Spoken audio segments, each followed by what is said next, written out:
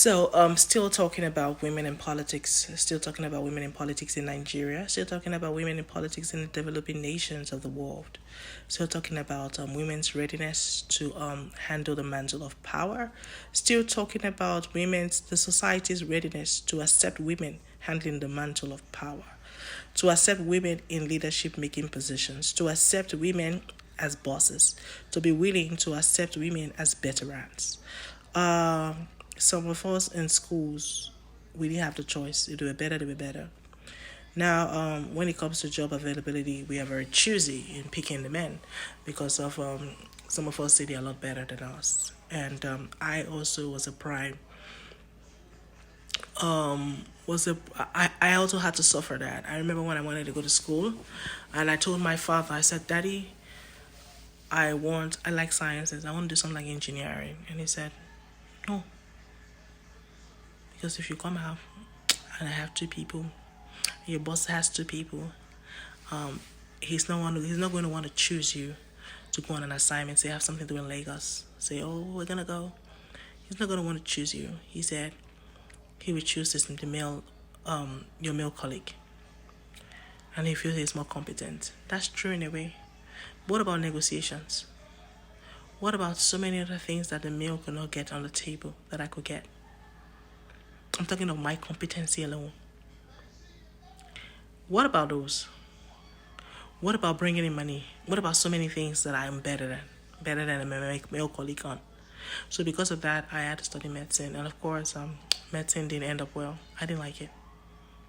I didn't like medicine. I didn't like biology as much. I understood the basics, but you see, going to something I didn't like it. I wanted something more physical sciences. I like mathematics. I like further mathematics. I like chemistry. Tell me about physics. Tell me the formula. Tell me this how we get it. So this is the formula. This is the pattern. I understand the beginning to the ending. Don't tell me this how it's supposed to be. No, no, no. Don't tell me things like they have to cram. I have to understand it.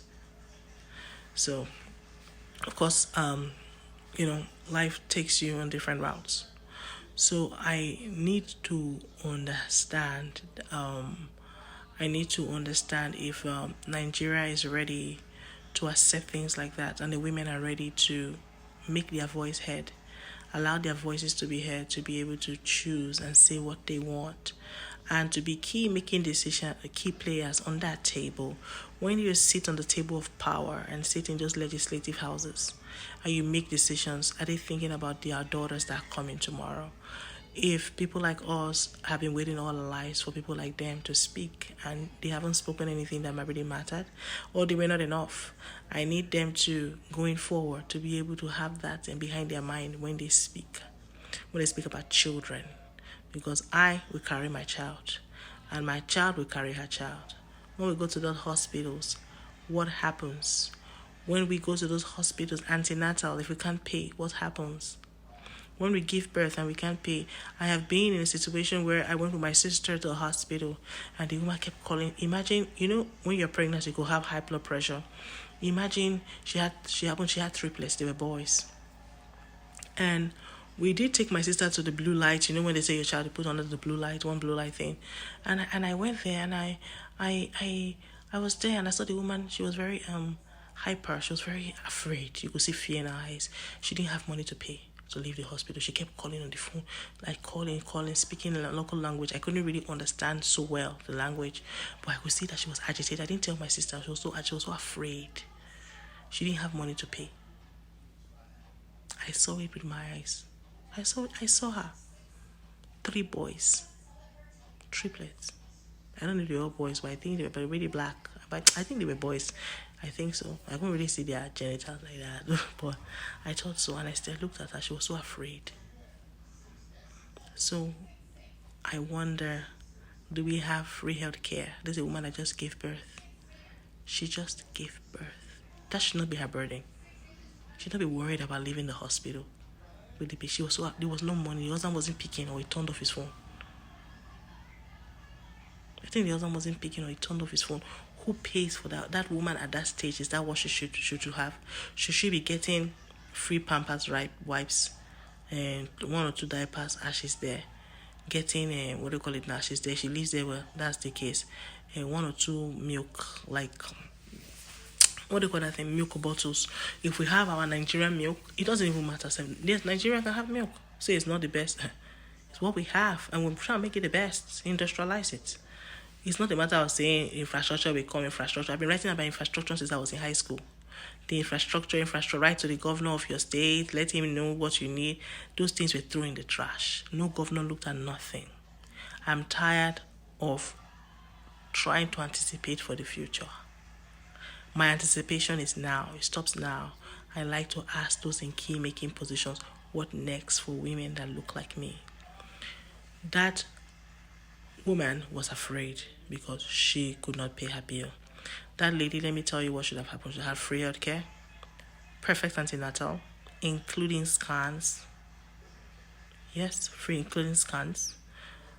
When she got there, she should have been treated like a princess. She had a child. Something came out from her vagina. Whether she even had CS operation. She has 3 boys. I don't know if she pushed all through vagina. She was afraid. You might still calling, even with the pain, she's still calling on the phone. She can't leave there. She's afraid. Nobody should go through that. Now, I know some of us like to act and think things are funny, but these are people's lives. It gets to a point where things stop being funny. Women like that should be giving free diaper for the kids. Soap to go and bath. Soap, they should provide the government soap to bath the children. I know they bring everybody, say, okay, everybody go and bathe your child in the morning, sit down here. It should not even be like that. Abroad, everybody has a room. You should have a room. You come out and you bathe your child, they will give you cup. When you get there, you will see it's permanently there. Soap, they don't mix it with water. It's forbidden. The child should get better, good, you wash the body. Or the only thing you bring is your sponge. If you have sponge, they will wash the body. They can even give you free. They have washed the body, give you 1 or 2 free food that they put in pack. The child will be eating. Yeah, for women that cannot breastfeed, you want the option. They say yes. Oh yeah, take. Yeah, that's what they should concern. When they even go inside, they should give them two of them. They should be warm. They should even have warmers. They warm the thing to be hot. They give them home. Yes, that's the standard temperature. That's what they said. Do we have a woman who is president? When those children get home, the woman should be able to go to an office and get week paper, free food. If she cannot get food, she be eating egg. And they eat egg and bread. African, we can make it like 3 kg rice, 3 kg beans, things like that. To be able to have food for them. Those are the kind of implementations I'm thinking about. Those are the things that make my heart tick. So this way, everybody coming here promising infrastructure. What kind of infrastructure are you bringing? I've been hearing that before maybe they were hearing before I was born, I don't even know. America as a country has had governor, president after president, all men. That's a developed nation. Somebody may give me an argument and say, if American can do it, why would we change?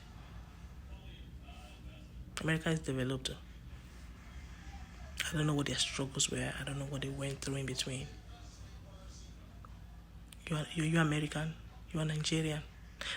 America doesn't have the traditional barriers that we have for women. America doesn't have it. So, in here, I'm asking, what are we going to do? We can say we don't make the laws. Yes, legislative make the law. They propose this, executive, judiciary, start talking about interpretation and all of that. That's good. But right now, those we are electing, should they be elected based on selection? If they don't have money to canvass for the kind of votes and they are wrong, are we going to elect them? They don't have money to canvass for the kind of votes. Especially if they are women, they don't have access to funds, except their husband gives them. Are we going to see female governors? Is there going to be a female president? Because it's hard to really, speak with a cabinet full of men. But still, are they going to? It's going to be a female governor and president at any time. Is it coming in the near future? Are we going to see it now? Are we going to expect it in a couple of years? When exactly are we expecting it, sir? Mr. Yakubu and team members.